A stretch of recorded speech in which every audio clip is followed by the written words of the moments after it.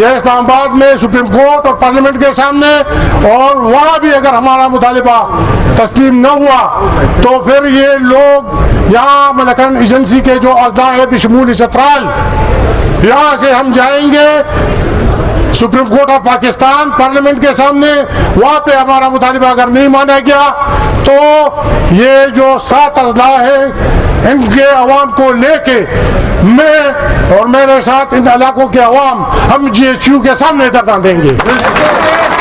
یہاں پہ اگر وار آن ٹیرر ہو سکتا ہے، یہ ایک متنازع بات بن جائے گی، اس پہ میں بات نہیں کرنا چاہتا، لیکن اگر وار آن ٹیرر پاسبل ہے، یہ 8 لاکھ آرمی اس کے لیے استعمال ہو سکتی ہے، تو یہاں پہ یہ جو ڈرگ مافیا ہے، یہاں پہ جو اور سماج دشمن عناصر ہے، تو کیا مشکل ہے؟ یہ تجربہ تو ساکوٹ میں ہم نے کیا ہوا ہے. یہ ساکوٹ میں کرمنلز کے خلاف آرمی کا تجربہ بڑا کامیاب رہا ہے، تو کیا مشکل ہے ساکوٹ سے ابتدا کر کے ان کرمنلز کا، ان ڈرگ مافیا کا خاتمہ کیوں ممکن نہیں ہے؟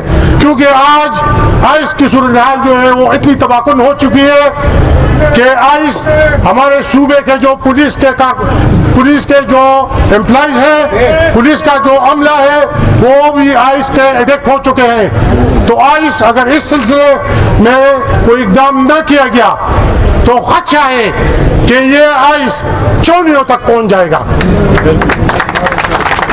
وزیر اعلیٰ، وزیر اعظم اور اداروں کے جو لوگ ہیں وہ اگر ہمارے بچوں پہ رحم نہیں کرتے تو ان کے بچے بھی یونیورسٹی اور کالجوں میں سبق پڑھتے ہیں جاتے ہیں. تو یہ بھی بالکل سن لے، یہ خدائی قانون ہے، یہ فطرت کا قانون ہے کہ ان کے بچے منشیات کے عادی ہو جائیں گے.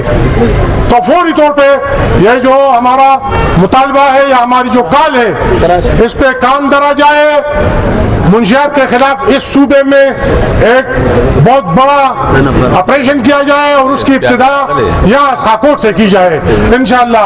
دوبارہ میں کہ یہاں گاؤں میں، یہاں کے علاقوں میں لاؤڈ سپیکر پہ اعلانات کر کے بچے بھی نکل جائیں، یہاں کہ جو ہماری مائیں بہنیں ہیں وہ بھی نکل جائیں، کیونکہ ہم جانے والے نہیں. زیادہ پنم باندھی دلتا ساکوٹ دا حوصلے پا کو لوی عزت ورکو یو ډیر نیگیټیو خبره پرسپشن روانو ساکوٹ متعلق محمد زاده هغه په خپل وینو باندې وینځه.